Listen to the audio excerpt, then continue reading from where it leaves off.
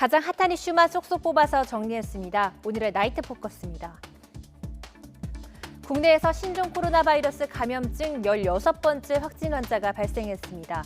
42살 한국인 여성으로 태국에서 입국한 것으로 확인되면서 중국 외 국가에서 환자 유입에 대한 우려가 커지고 있습니다. 정부가 후베이성을 방문한 모든 외국인의 입국을 금지하는 첫날, 싱하이밍 신임 주한 중국 대사가 신임장 제정 전 이례적으로 긴급 기자회견을 열고 우회적인 불만을 표시했습니다. 황교안 대표가 종로 출마를 저울질하고 있는 사이 무소속 이정현 의원이 오늘 종로 출마를 선언했습니다. 이에 보수 야권에선 누가 대항마로 나설지 관심이 집중되고 있습니다. 오늘의 나이트 포커스 시작합니다.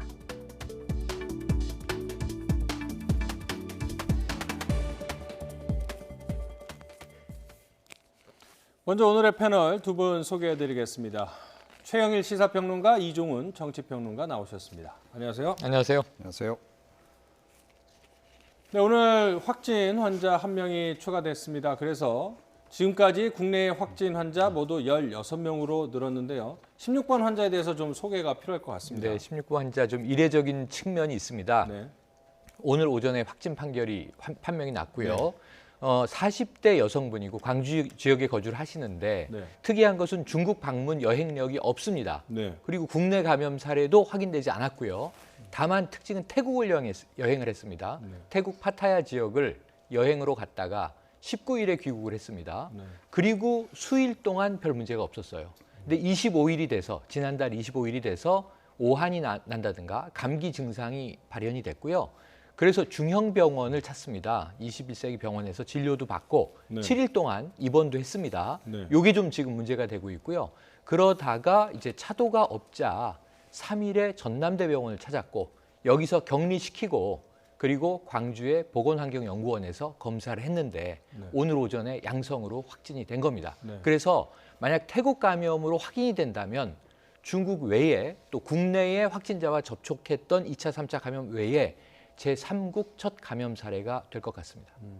지금 이제 말씀하신 대로 중국을 거치지도 않았고 태국에서 감염이 됐는지 아니면 국내에서 감염됐는지 아직 경로는 정확하게 밝혀지지 않고 있지만 태국을 관광했다. 이 점이 상당히 16번 환자의 특이점일 수 같은데요.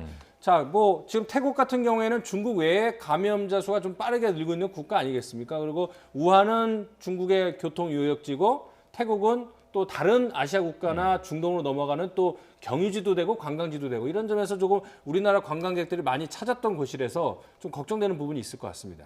예, 근데 지금 이제 이분이 네. 그러니까 태국에서 확진자와 접촉했다라고 하는 그런 이제 기록이 확실하게 지금 확인된 게 아니에요.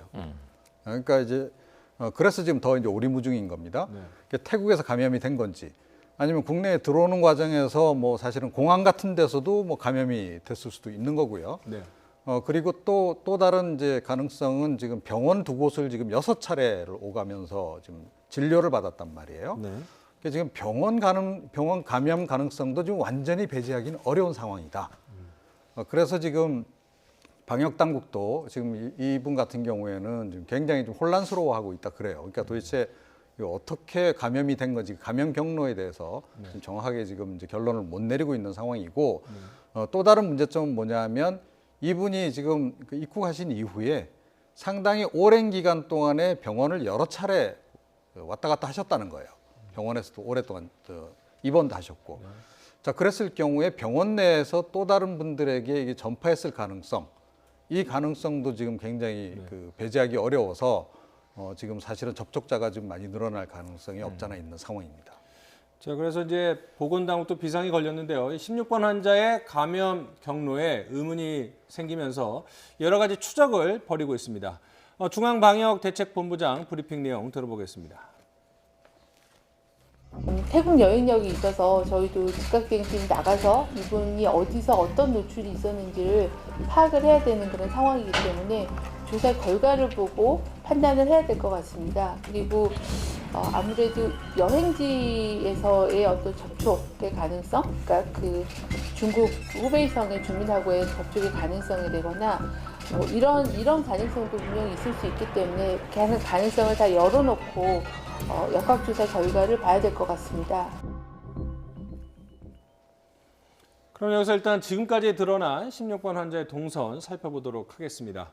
1월 15일 태국 방콕과 파타야 4박 5일 동안 관광을 했고요. 그리고 19일 날 무안공항에 입국을 했습니다.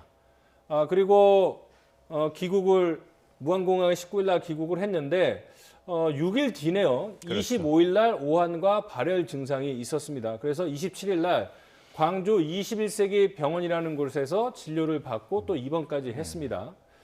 그런데 같은 날 전남대 병원에서 검사를 했는데 정상 판정을 받았습니다. 하지만 이 오한과 발열 증상이 있고 폐렴 증상이 있는 것 같아서 폐렴약 처방을 받았고요. 이 16번 환자 과거에 폐 질환을 앓은 병력이 있습니다. 그런데 증세가 더더욱 악화가 돼서 결국은 2월 3일 날 전남대 병원 응급실에 입원을 해서 이제 격리 치료를 받고 있습니다. 자, 15일 날 태국 파타야에서 2월 3일까지 기간이 상당히 깁니다. 네, 그리고 태국에서 그런 건지 여기에서 그랬는지 아니면 병원에서 그랬는지 기간도 길고 장소도 많아서 네. 이 역추적하는데 조금 어려움이 예상이 됩니다. 맞습니다. 그럼에도 불구하고 지금 어느 정도의 가능성의 추정인데요. 네. 자, 19일에 귀국을 하죠. 네. 25일에 이제 유증상이 되죠. 스스로 이제 오한으로부터 여러 가지 증상들이 등장을 합니다. 그렇게 보면 아까 6일, 일주일 기간 우리가 잠복기를 최대 14일로 보고 있는데 대부분의 전문가들이 6일, 7일째가 가장 많이 발현한다고 해요. 이건 의학 전문가들이 최근에 말씀을 많이 하셨습니다. 그러니까 잠복 기간 딱 중간에 발진이 된 것으로 지금 추정이 되고 그다음에 문제는 뭐냐면 1월에 이 우한발 이 신종 코로나 바이러스가 세계로 퍼져나갈 때 존스 홉킨스 대가 발표한 위험 국가 목록이 있는데 네. 거의 그대로 맞아들어가고 있어요. 순위가 좀 다릅니다. 우리나라가 네 번째로 위험했어요. 중국 외에는 첫 번째가 태국이었습니다. 태국이 실제로 지금 중국 다음으로 많은 확진자가 25명. 그 다음에 세 번째가 싱가포르이 24명, 일본이 20명, 그리고 이제 이 홍콩이 17명, 우리가 16명이거든요. 그러니까 지금 태국이 중국 다음으로는 가장 위험한데 왜 그러냐 하면 중국인들의 방문이 가장 많은 나라고요. 그리고 태국은 국가 수준의 입국 금지라든가 철저한 방역 없이 개인 위생을 지금 강조하고 있는 상황이라는 거죠. 그런데 하필이면 지금 이 세계적으로 WHO에서 비상사태를 선포하기 전에 태국 지역을 여행했다면 적어도 중국 관광객들과 식당이라든가 숙소라든가 이 밀접 접촉 가능성은 매우 높습니다. 그래서 그것이 가장 이제 유력한 정황으로 하나 놓고요. 아까 이 박사님 말씀처럼 그럼에도 불구하고 국내 감염의 우려도 우리가 안 들여다볼 수는 없는데 네. 문제는 지금 대부분 수도권 지역과 일부 이 군산 지역에서 이제 이 확진자들이 나왔는데 지금 아직까지 광주는 청정 지역이었단 말이죠. 그런 면에서는 병원을 찾았다 하더라도 사실은 국내 감염의 가능성은 확진자가 없는 지역이었기 때문에 느닷없이 이 발생할 가능성은 조금은 희박하지 않느냐. 하지만 모든 가능성은 다 열어봐야 하는데 네. 우선 유력한 가능성은 태국으로 추정해 볼 수는 있겠습니다. 그럼 이제 궁금한 것은 여기 오한 발열 증상은 이제 코로나 증상과 좀 비슷하지 않습니까? 맞습니다. 그런데 이렇게 병원을 여러 차례 갔는데도 왜 의심 증상자, 뭐 밀접 접촉자나 이런 의심 증상자로 분류가 안 됐는지가 궁금하고요. 우리가 2015년 메르스 사태를 되돌아봤을 때 삼성병원에 입원했다가 많은 분들이 그랬죠. 감염이 되지 않았습니까? 면역력이 약하신 분들이 당시에 많은데. 슈퍼 전파자도 나왔고요. 근데 광주 21세기 병원, 전남대 병원 이런 부분도 좀 걱정이 되는 거죠. 그러니까 위험한데 우리가 첫 번째로 지금 이제 이 정부에서 내려진 조치도 네. 중국, 특히 후베이성을 거쳐서 최근 14일 이내에 여행력이 있는 외국인은 전면 입국 금지, 내국인은 입국을 허용하지만 2주간 자가격리 이렇게 돼 있지 않습니까? 그리고 우리의 심평원 데이터베이스가 있습니다. 건강보험심사평가원에서 최근에 여행한 지역에서의 건강 정보가 이 디지털 데이터로 보존이 되기 때문에 병원에서 우리나라가 보험이 얼마나 잘 돼 있습니까? 띄워보면 그게 확인되고 또 본인에게도 물어보는 거죠. 최근 2주 내에 혹시 중국 방문했습니까? 저도 최근에 아이 데리고 병원 갔는데 이걸 꼭 물어봐요. 중국 방문 안 했습니다. 네. 알겠습니다. 이렇게 넘어가는데 네. 문제는 이분은 중국 방문 안 했다고 답변했을 거 아니에요. 중국 방문 기록 당연히 없잖아요. 그 어디를 갔냐면 태국을 갔는데 지금 우리 16명의 확진자 중에 좀 이 특이한 케이스가 이번 16번 태국 방문 여행 이력, 또 12번 네. 일본에서 들어왔던 중국인, 확진자인데 여행 가 있지 않습니까? 확진자 접촉이 일본 내에서 사실상 확인됐죠. 그리고 그 부인이 또 14번째로 확진이 됐고요. 이런 상황을 본다면 일본과 태국에서 들어온 사람들에 대한 여행력은 그동안 체크하지 않았고 체크되지도 않았다. 이게 어쩌면 우리가 지금 방역망을 나름 중국을 향해서 촘촘하게 하고 있지만 중국 외에도 26개 국가, 우리도 지금 16명 확진자가 있는 나라예요. 그럼 다른 나라가 코리아에서 온 사람은 안전한가도 또 물음표를 아마 찍게 될 거예요. 이런 부분에서 다른 지역에 대한 감시, 특히 이번에는 태국, 그리고 아까 말씀드린 대로 싱가포르라든가 대만 이런 중화권 국가들에 대해서는 조금은 더 우리가 입국자들을 검사하거나 혹은 모니터링할 필요는 있다. 이런 필요성이 대두됐다. 이렇게 봐야 할 것 같습니다. 말씀하신 대로 이제 앞서 일본에서 오신 분도 확진 판정을 받았고 그랬죠. 지금 태국 방콕과 파타야에서 계셨던 분도 확진 판정을 받았고 그렇죠. 20개 나라 정도에서 지금 네. 확진 환자들이 나오고 있지 않습니까? 맞습니다. 그러니까 조금 범위를 넓히고 정밀 추적을 하고 전수조사를 할 필요가 좀 있을 것 같다는 생각이 들어요. 근데 그게 이제 쉬운 일이 아니죠. 쉬운 일은 아니죠. 예, 쉬운 일이 아닌데다가 지금 뭐 사실은 아시아 국가들만 지금 이제 확진 환자가 나오는 게 아니잖아요. 그렇죠. 미국에도 나오고 있고 유럽에도 나오고 있고 이게 지금 뭐 비행기를 타면 24시간 이내에 지금 뭐 전 세계 어디든 다 갈 수 있는 그런 이제 세상이다 보니까 이거는 뭐 불가피하게 지금 이제 발생하고 있는 그런 그 상황이고요. 그렇다 그래서 뭐 모든 나라로부터 들어오는 분들을 다 봉쇄를 할 수는 없는 거 아니겠습니까? 그래서 뭐 주의를 하는 수밖에 없다. 근데 일단은 뭐 기본적으로 안전지대는 없다라는 전제하에서 결국 이제 방역 이제 초기에 입국할 때 방역을 좀 더 철저하게 하는 그 방법 말고는 달리 방법이 없겠다 이런 생각이 들고요. 네. 일단은 16번 환자 같은 경우에 접촉자가 지금 상당히 많이 있을 가능성이 높습니다. 그래서 방역 당국이 지금 최대한 빨리 좀 수고스럽겠지만 이걸 좀 확인을 좀 해주는 작업이 좀 필요하지 않을까 생각합니다. 자, 그런데 왜 자꾸 이런 일이 벌어지는지 모르겠습니다만 이번에 또 이 16번 환자의 개인 정보가 담긴 공문서가 인터넷에 유포가 됐다고 하는데 어떤 내용들이 담겨 있죠? 그러니까 지금 가짜 뉴스나 괴담이 많이 돌기 때문에 네. 처음에 이 보도를 접하고 저는 또 가짜 정보가 도는구나라고 생각했는데 문제는 이게 정말 확인된 공식적인 공문서가 맞고요. 네. 그리고 행정관청에서 떼줄 수 있는 문서들이기 때문에 이 개인의 이름은 삭제돼 있다고 합니다만 네. 성씨라든가 가족관계, 주소 이런 것들이 다 노출돼 버린 상황입니다. 그래서 저는 이것은 안 그래도 지금 중국에 대한 좀 혐오, 기류 이런 것들이 좀 우려스러운 대목인데 국내에서도 확진자는 환자잖아요. 질환에 감염된 환자예요. 그런데 이분들에 대한 약간은 좀 혐오나 깊이 정서가 이런 측면에서 발현되는 게 아닌가 우려가 크고요. 반드시 유출 경로를 색출해서 이 관련 공무원이 이랬다면은 엄한 처벌을 받을 수밖에 없다라고 생각을 해봅니다. 네.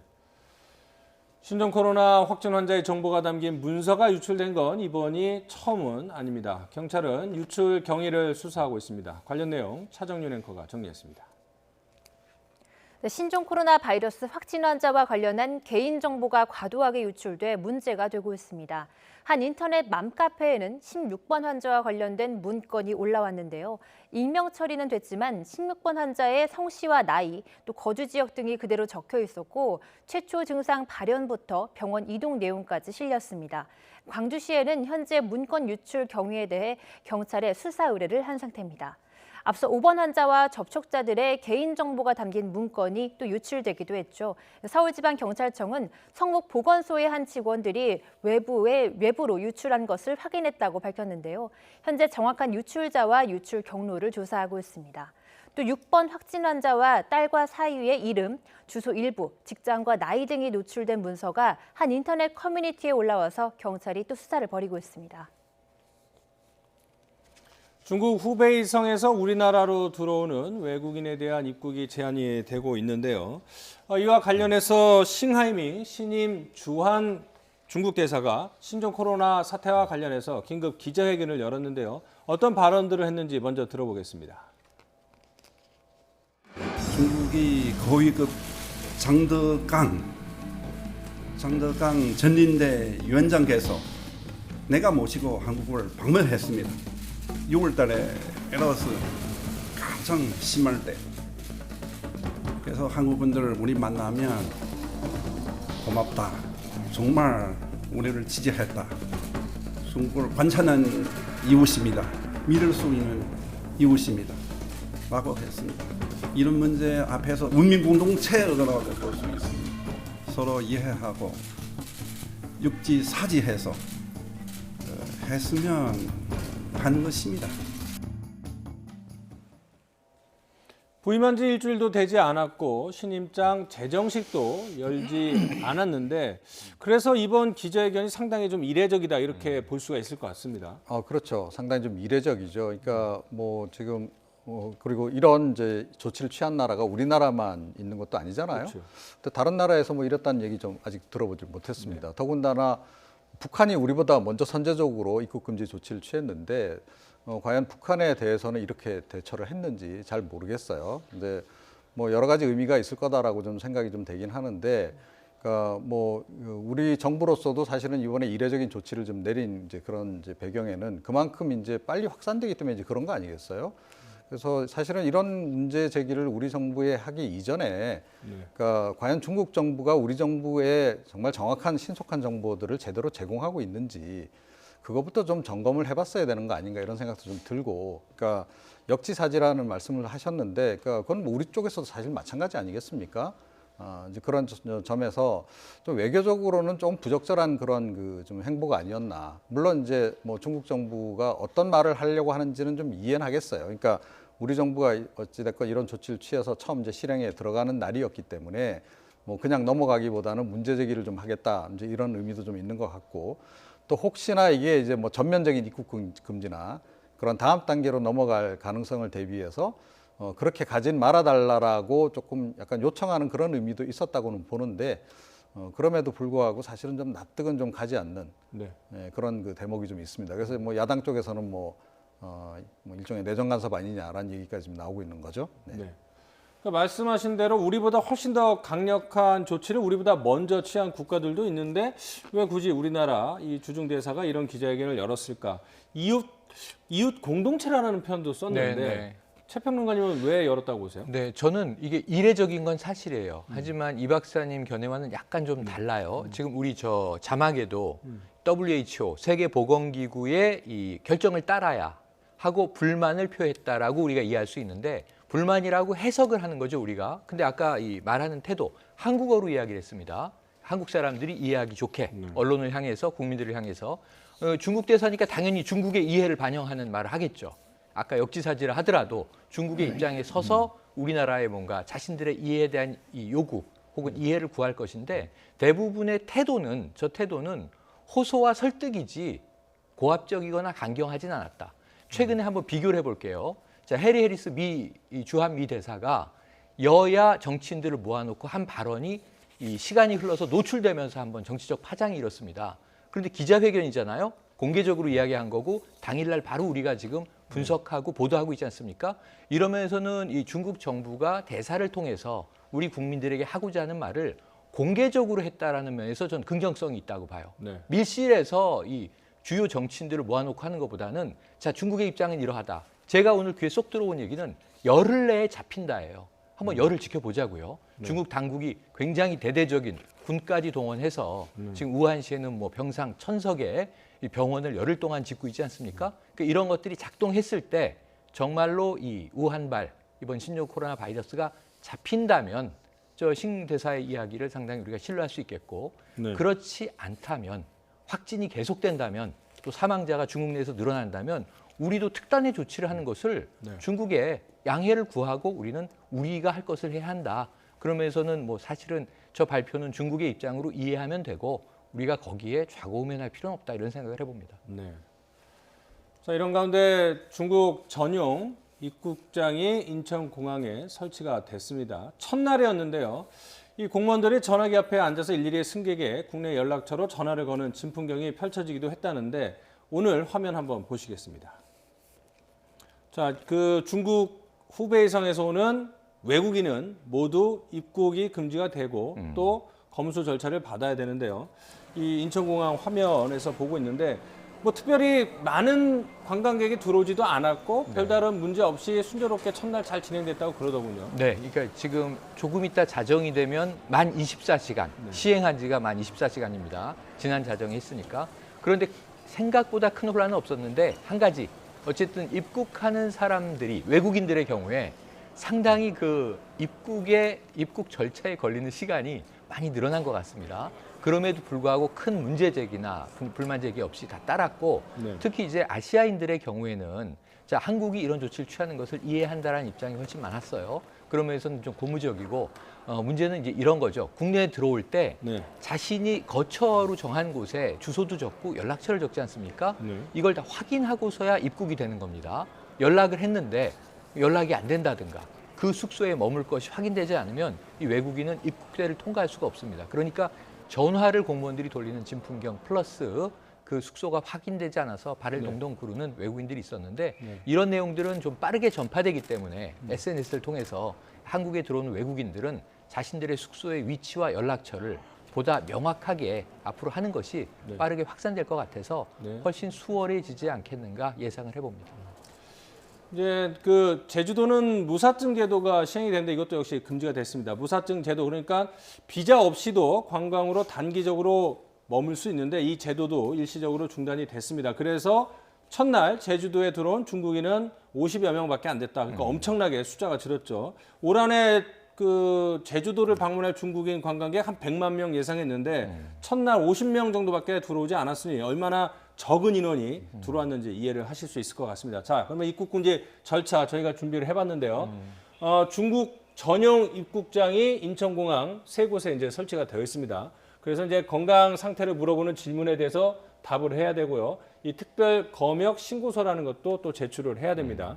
또 발열이 있는지 다른 증상이 있는지 검역을 걸치고요. 그다음에 우리나라에 체류하게 될 때 어디에 머물 건지 주소, 그다음에 연락처. 이 연락처도 확인을 하는데 연락처만 적는 것이 아니고 바로 그 앞에서 실제로 전화를 그렇죠. 받을 수 있는지 직접 확인을 한다고 합니다. 그다음에 검역 확인증.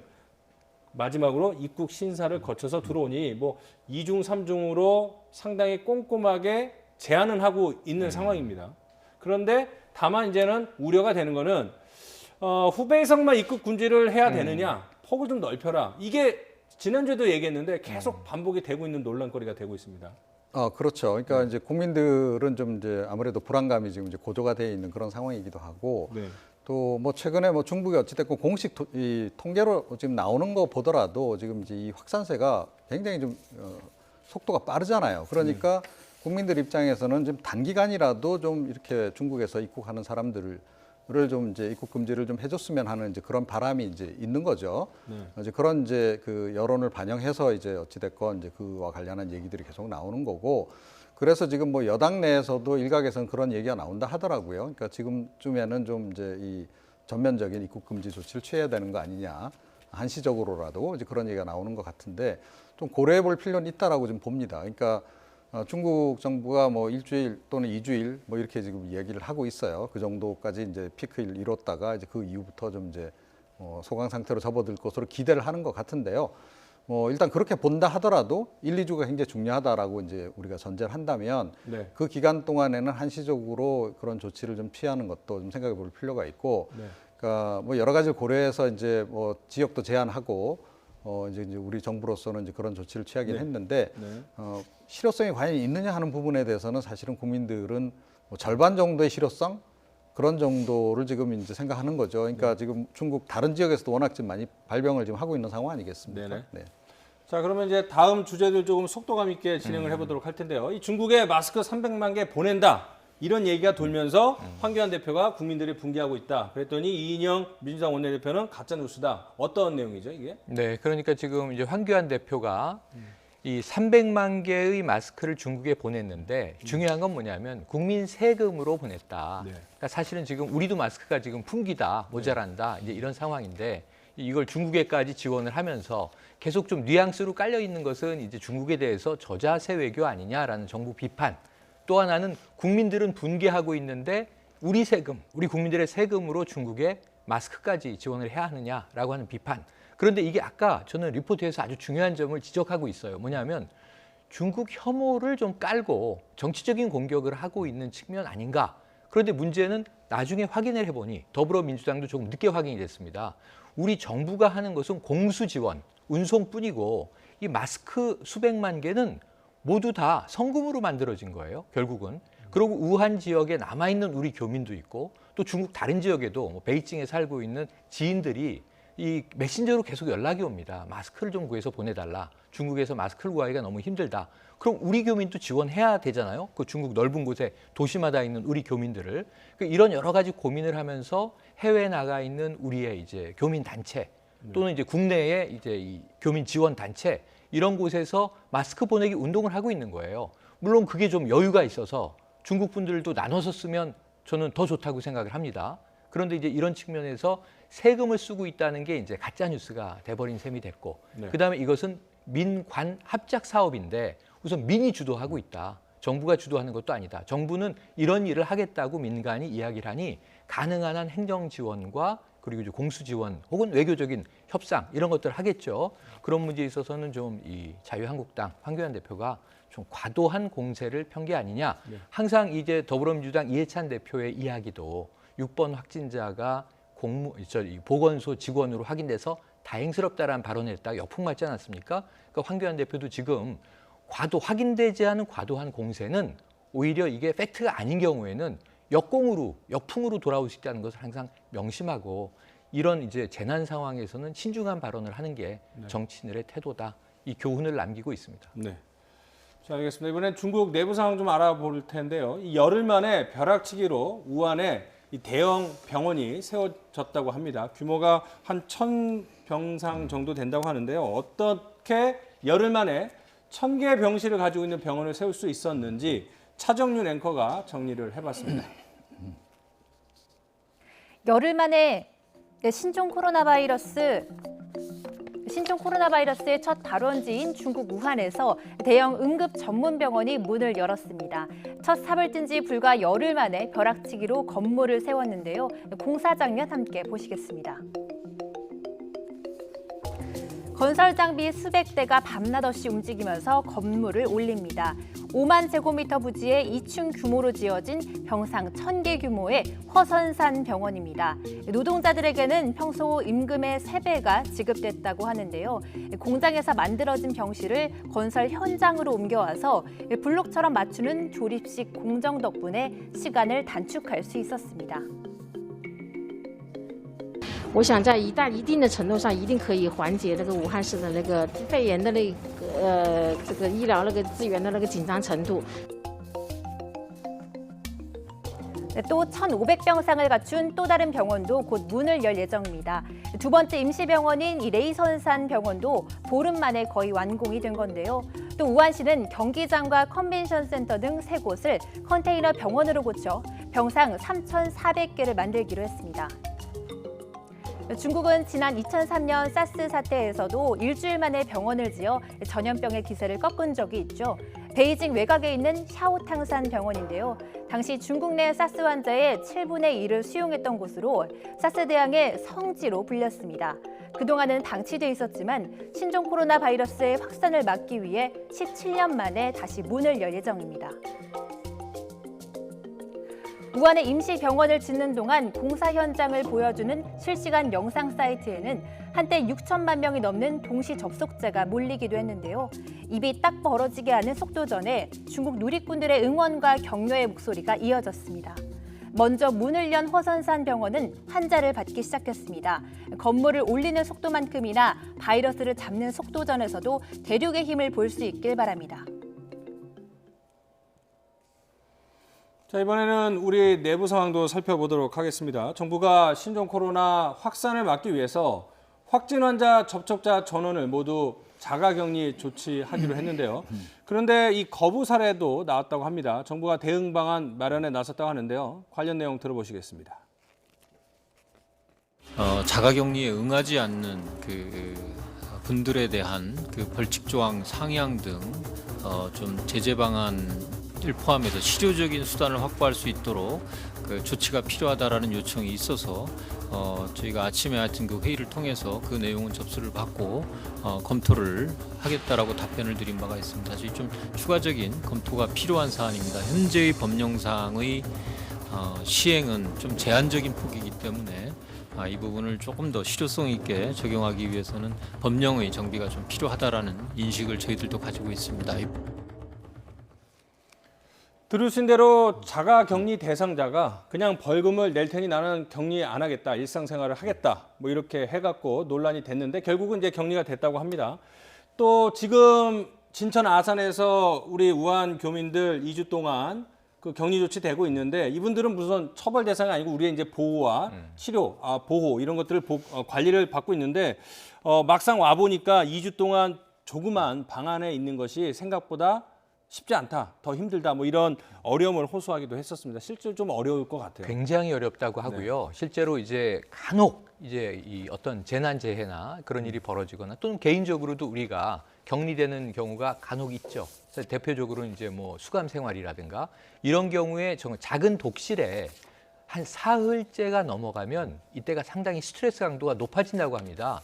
그러면서 한 일주일 넘어가면 우울증도 가볍게 올 수 있다고 합니다. 그래서 그러한 이제 경험들을 과거의 토대를 가지고 지금 트라우마 지원 센터에서 상담 전문가들이 2-3분 나가 있거든요. 그러니까 지속적으로 상담을 하고 그 좁은 방에서나마 조금 규칙적으로 생활하면서 심신의 안정과 건강을 유지할 수 있도록 심리적 지원을 하고 있는데 지금이 제일 힘든 시점이기는 해요. 왜냐하면 지금 첫날 오신 분들은 닷새째, 둘째 날 오신 분들은 이제 1일 날 수용이 됐으니까 나흘째가 된단 말이에요. 네. 그런데 이제 앞으로 한 2-3일만 참으시면 절반이 지나잖아요. 그럼 일주일이 지나면 2주까지는 또 무난히 버티실 수 있다고 해요. 그래서 지금 제가 보기에는 상당히 이들을 뭐 단체로 어떤 뭐 의미 있는 강연을 한다든가 뭐 교육을 한다든가 혹은 또 이 놀이 프로그램을 돌릴 수는 없어요. 지금 다 격리돼 있어요. 그러니까 오직 이분들이 가질 수 있는 것은 미디어들이에요.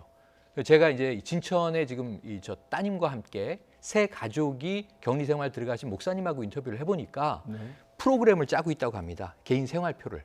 그래서 언제 일어나서 무엇을 하고 독서를 하고 뉴스를 시청하고 프로그램을 보고 노래도 부르고 또 그리고 거기에 보니까 나름 정부가 꼼꼼하게 준비한 게 컬러북이라고 해서 색연필과 색칠하는 책도 있어요. 그게 이제 상당히 요즘 직장인들에게 힐링 프로그램으로 유행인데 그림에 색칠을 해 나가면서 자기가 조금 시간도 보내고 심신의 안정을 취하는 방식들이에요. 근데 개인마다 굉장히 다양한 프로그램들을 앞으로 일주일여 동안 더 지원해야 할 것으로 봅니다. 그래서 또 하나는 우리 지금 격리돼 있지 않지 않습니까? 이분들을 위해서 좀 응원하는 프로그램. 이분들도 뉴스 다 보시거든요. 어쩌면 지금도 이 701분 중에 우리 이 나이트 포커스를 시청하는 분이 계실 수 있습니다. 좀 응원을 계속 보내드리고 힘내시라고. 네. 이제 닷새 남았다고. 이제 7일 남았다고. 이런 응원들을 좀 함께 했으면 좋겠습니다. 박근혜 대통령은 여러분을 사랑합니다. 지긋지긋한 겨울 공화국을 끝내는 봄이 와야 합니다. 권력을 사유화하고 이런 식으로 하고 있는 정권을 끝장내고 이기기 위해서는 그렇게 해서는 안 된다고 생각하는 사람들이 다 합치고 모여야 된다라고 생각합니다. 자, 그만하겠습니다. 우리 수도권에서 정말 어벤져스 팀도 만들어져서 한바탕 해서 큰 성과를 거뒀습니다. 살아있는 권력 비리를 수사하면 그게 항명이 되고 그걸로 탄압을 받는 세상이 되었습니다. 권력을 탐하고 권세를 탐했으면 죄송합니다만 새로운 보수당에 오진 않았을 것 같습니다.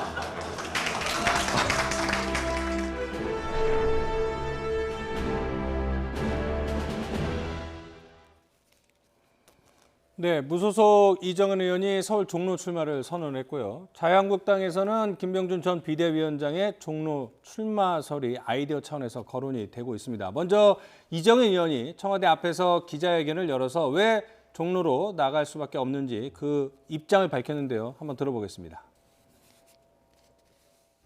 이제 문재인 정권을 끝내야 합니다. 저는 분열주의자가 아닙니다. 모두가 두려워 망설일 때 누군가는 나서야 하지 않겠습니까? 정치인은 선거로 정치합니다. 제가 할 수 있는 일은 가장 앞장서서 저 좌편향 급진 집권 세력의 장기 집권 전략을 부수기 위해 종로에 출마하는 것입니다. 네, 청와대에서 기자회견을 했는데 지금 보시는 화면은 이제 국회에서 한 내용을 보셨는데요. 자, 먼저 이정현 의원이 왜 종로로 선택을 했을까요? 그러니까 황교안 대표의 자리를 노리는 분들이 자꾸 늘어나는 거죠. 그러니까 지금 뭐 최근에 뭐 조금 전에도 이제 뭐 얘기 나왔습니다만 이제 이른바 황교안 리스크 때문에 이제 뭐 그 자유한국당의 정당 지지율도 좀 갇혀 있는 상태고 또 황 대표 스스로의 그 대권 주자로서의 지지율도 좀 갇혀 있는 그런 국면 아니겠습니까? 그런 속에서 과연 이제 황 대표 체제로 총선을 돌파해 나가고 그다음에 대선까지 과연 갈 수 있겠느냐라고 하는 거에 대한 보수 진영 내에서의 우려감이 굉장히 좀 높아지고 있는 그런 상황인 거죠. 자, 이런 상태에서 누구라도 이제 사실은 좀 유혹을 좀 느낄 겁니다. 그러니까 황교안 대표 대신에 내가 이제 그 보수 진영에서 중심이 돼보겠다라는 생각을 하는 분들이 이제 꽤 늘어나는 거고요.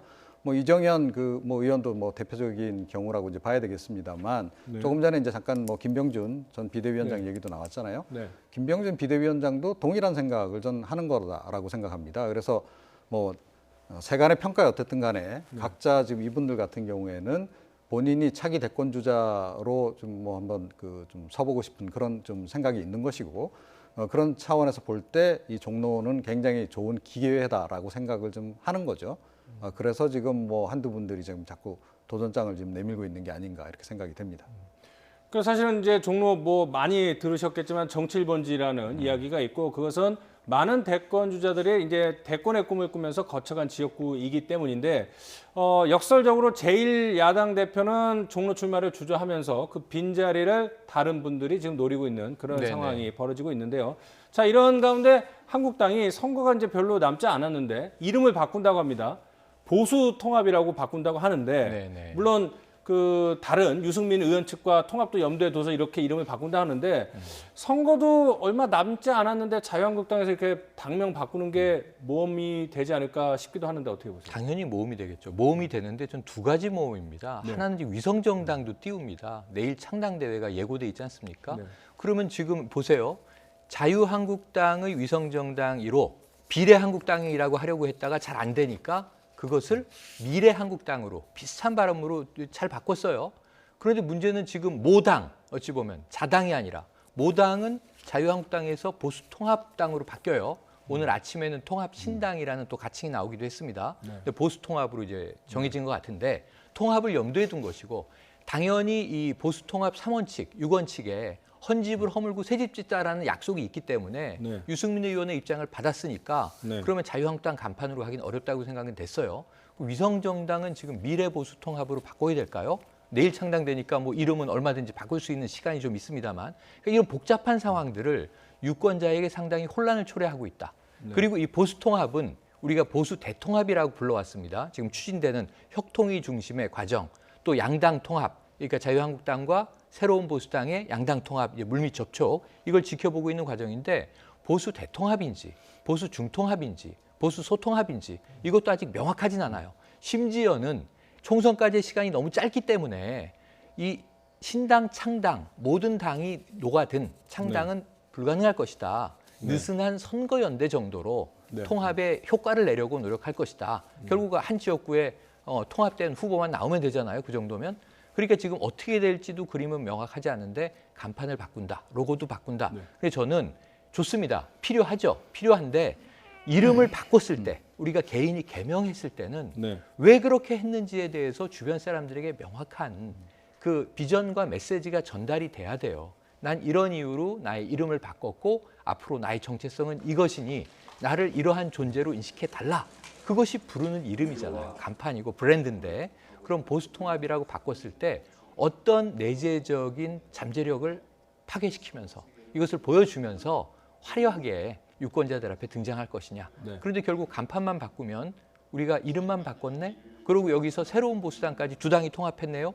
그러면 뭐라고 하냐면 도로 새누리당 아니냐. 지금 이런 이야기를 하고 있잖아요. 국민의당도 마찬가지인데 안철수 신당이 지금 만약에 바른미래당을 접수해서 통합을 했다. 그럼 우리는 도로 국민의당 아닙니까? 그럼 2016년 상황으로 돌아간 것이지 무엇이 새롭습니까? 이렇게 물었을 때 이야기할 수 있는 컨텐츠를 반드시 간판을 교체함과 동시에 보여주시기를 기대해 봅니다. 네. 자, 당명을 자유한국당에서 보수통합으로 이제 바꾸는 방안인데요. 지금 뭐 화면이 무척 빨간데 이 색깔 빨간색도 바꾸고 그렇죠. 이 횃불도 또 바꾼다고 합니다. 그러니까 모든 걸 뭐 다 바꾼다는 얘기인데 이 당명 변경이 확정이 되면 한국당은 3년 만에 간판을 내리게 되는 겁니다. 그간의 이제 당명의 역사 어떤 것이 있었는지 차정윤 앵커가 정리를 했습니다. 네, 보수 정당은 큰 선거를 앞두고 당명을 바꿨는데요. 자유한국당 전신인 한나라당은 1997년에 출범했죠. 디도스 사건과 전당대회 돈봉투 사건으로 위기에 처하자 15년 만에 당의 이름을 바꿨는데요. 한나라당은 19대 총선을 58일 앞둔 2012년 2월 새누리당으로 당명 개정을 결정했습니다. 그리고 새누리당은 박근혜 전 대통령의 탄핵 사태 후 2017년 대선을 앞두고 자유한국당으로 당명을 개정했습니다. 자, 저희가 이제 자유한국당 전신을 거슬러 와서 이제는 한나라당서부터 했는데 자유한국당의 전신을 어디까지 봐야 하는지도 좀 짧게 설명을 해주시고 이 당명을 바꾸는 것이 그동안 효과가 있었는지 또 지금 효과를 발휘할지에 대해서 좀 설명을 해주시죠.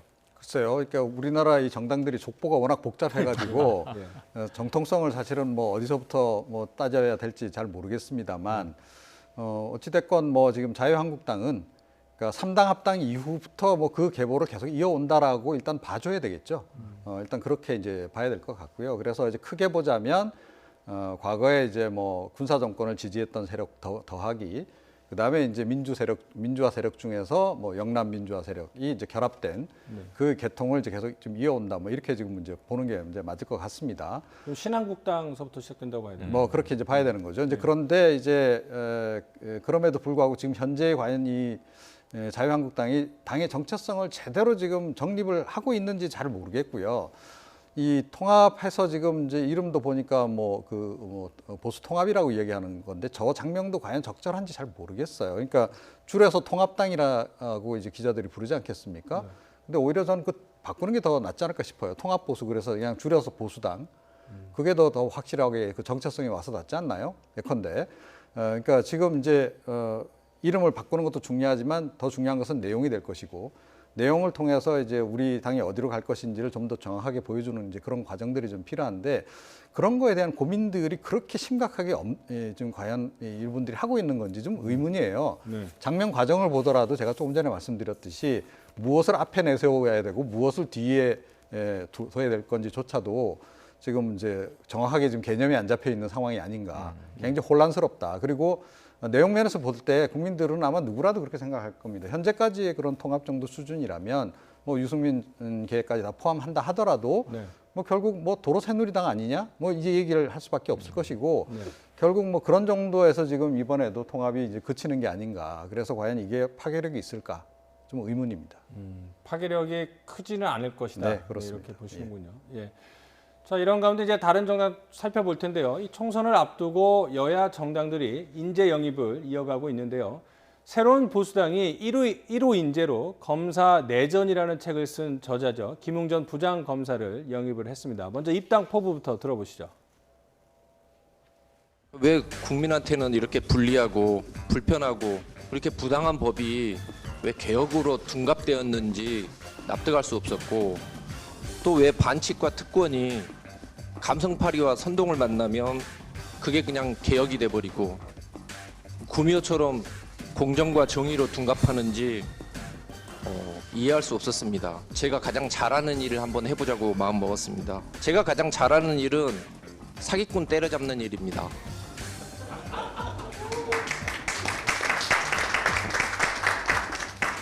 대한민국 사기공화국의 최정점에 있는 이 사기 카르텔을 때려잡고 싶습니다. 사기 카르텔이라는 게 어떤 걸 말하는 거죠? 지금 사실은 저 김웅전 검사는 최근에 사직을 한 거죠. 이 고위급 인사와 이 직제 개편 등에 상당한 불만을 표했고요. 장문의 글을 이 프로스에 올렸는데 그 글 내용 중에 전 일부 공감되는 것도 있었어요. 뭐냐면 왜 검찰만 개혁하느냐. 이 김전 검사는 사실은 검경 수사권 조정의 실무팀에 합류했었던 초기 인물입니다. 그래서 그 내용을 잘 알죠. 근데 그때 보면 검찰 개혁과 동시에 또 경찰의 권한이 너무 커지는 것도 문제이니 경찰도 개혁해야 한다. 그 내용 정도는 굉장히 이해가 됐는데 네. 그 마지막에 결론이 너무 정치적인 것 아닌가 하는 고민이 들었던 게 네. 지금 이 정부가 추진하고 있는 또 법무부 중심으로 추진하고 있는 검찰 개혁이 대국민 사기극이다 이렇게 규정을 한 거예요. 그 순간 제가 보기에는 중간에 그 검찰도 개혁할 지점이 있고 허물이 있는 거죠. 경찰도 또 앞으로 여러 가지 위험성에 대해서 개혁의 필요성이 있고 또 공수처가 신설된다면 공수처도 견제 방안이 필요하고 다 균형과 조화를 이루어야 되는데 이분은 이 모든 개혁의 과정은 사기극이다라고 규정을 했어요. 그러고 이제 검사 옷을 벗은 겁니다. 그런데 결국은 보수 진영의 정치인으로 변신하기 위해서 가셨어요. 그럼 우리가 이탄희 판사가 처음으로 그 사법농단을 내부 고발했던 판사인데 입당했잖아요. 인재로 민주당에. 그때 저거 봐라. 사법농단 내부 고발에 정치적 저의가 있었던 거 아니냐. 배지 달려고 하는 욕망이 있었던 거 아니냐라고 비판했어요. 보수당에서. 똑같지 않습니까? 최근에 사직을 했단 말이에요. 그리고 바로 총선에 뛰어듭니다. 그럼 지금 이 사기꾼 때려잡겠다는 게 뭘로? 국회에서 때려잡겠다는 거잖아요. 네. 그 검사 옷을 입고 계셔야 더 잘 때려잡는 거 아닙니까? 지금 검찰이 청와대도 수사잖아요. 국회의원이 청와대 수사 못 하잖아요. 근데 왜 정계로 가는 건지 저 말이 저 자리에서 박수를 받았지만 보수 지지층에게 속 시원한 이야기가 됐을지 모르지만 저는 명분이 되지 않는다라는 생각을 해봅니다. 이 김웅 전 부장검사는 그 검찰경찰 수사권 조정안과 관련해서 검찰 입장에서 그 업무를 담당을 했다가 좌천이 됐습니다. 그러다가 최근 이 검찰 인사 때 옷을 벗으면서 법무부를 비판을 했고 또 조국 전 장관 관련 수사에 대한 외압, 압력, 의혹에 대해서도 비판을 한 인물인데 그래서인지 자유한국당이 먼저 영입전에 나섰다 이런 얘기도 있는데 왜 뭐 보통은 더 큰 당으로 가기 마련인데 왜 자유한국당을 택하지 않고 새로운 보수당으로 갔을까요? 특별한 이유 있다고 보십니까? 뭐 그 속마음을 알 길은 없죠. 근데 이제 본인 잠깐 그 얘기를 하지 않았습니까? 그러니까 자기가 정말로 이렇게 뭐 국회의원 배지에 관심이 있었으면 오히려 자유한국당 큰 당으로 갔을 텐데 뭐 이렇게 이 당으로 온 것. 근데 뭐 제가 보기에는 뭐 독인 개긴 같아요. 어찌됐건 정치권으로 이제 진입하는 건데 그와 관련해서 저는 약간 개인적으로 조금 실망을 좀 하고 있는 상황이긴 합니다. 그러니까 이분이 오히려 본인이 정말 그 진정성을 좀 더 국민들에게 전달하고 싶었다면 그냥 논객으로 남아서 계속 좀 이제 뭐 정권의 문제점에 대해서 지적을 하는 편이 훨씬 더 낫지 않았을까 이런 생각이 좀 들고요. 새로운 보수당을 선택한 것은 아마 그 본인의 이념적인 정체성하고 좀 관련이 있지 않나 이렇게 생각이 들어요. 그러니까 완전한 이제 그 극우는 아닌 것 같고 제가 보기에도 약간 중도에서 살짝 좀 보수인 것 같은데. 그래서 이념적인 갈등이 비교적 좀 갈등을 좀 적게 느낄 만한 그런 정당 쪽으로 일단 그러니까 유유상종이라 그럴까요? 그런 쪽으로 좀 합류를 한 게 아닌가 이렇게 생각을 합니다. 네, 알겠습니다. 자, 마지막 인물 하나 더 살펴볼 텐데요. 고민정 전 청와대 대변인 뭐 워낙 관심을 받아서 어디 출마할지에 대해서도 계속 설왕설래가 오가고 있는데 나경원 자유한국당 의원 지역구로 갈 가능성도 있다. 뭐 이런 얘기도 나오더군요. 저한테 표가 한 장 있습니다. 제가 동작을 유권자거든요. 그러시군요. 나경원 전 원내대표 지역구인데 이번에 고민정 후보가 민주당 후보로 나오게 될 것 같습니다. 그러니까 사실은 그 지역의 선정은 당의 전적으로 맡기겠다 그랬는데 근데 지금 여기서 나온 이야기가 저 급 얘기였어요. 과연 고민정 전 청와대 대변인은 정치 신인이잖아요. 그럼 나경원 전 원내대표와 급이 맞느냐 이런 이야기가 이제 경합할 후보로 과연 마땅하냐 이런 질문을 받았는데 그 판단은 국민과 유권자가 하는 것이다 이렇게 답을 한 겁니다. 저도 사실 맞다고 봐요. 급으로 보면 우리가 아까 종로 1번지 얘기로 시작을 했는데 자, 이정현 무소속 의원이 내가 이낙연 전 총리와 한번 붙겠다 이렇게 나섰잖아요. 우리는 대권 주자끼리 빅매치를 하는 게 옳지 않느냐. 지금 당 이름까지도 보수통합으로 바뀌는 마당에 황교안 대표와 이낙연 전 총리가 한번 붙으면 이게 미니 대권 아니냐 대선 아니냐 이렇게 이제 해석할 수 있는데 그것을 사실은 유불리를 계산하고 있는 거죠. 정치인들은. 그런 면에서 지금 제가 보기에는 신인이 그럼 내가 중량급과 붙어서 장렬하게 패배하더라도 정치적으로는 득이 있어요. 그게 고 노무현 대통령의 교훈이에요. 그래서 저는 고민정 대변인이 설사 떨어진들 부끄러울 건 별로 없다.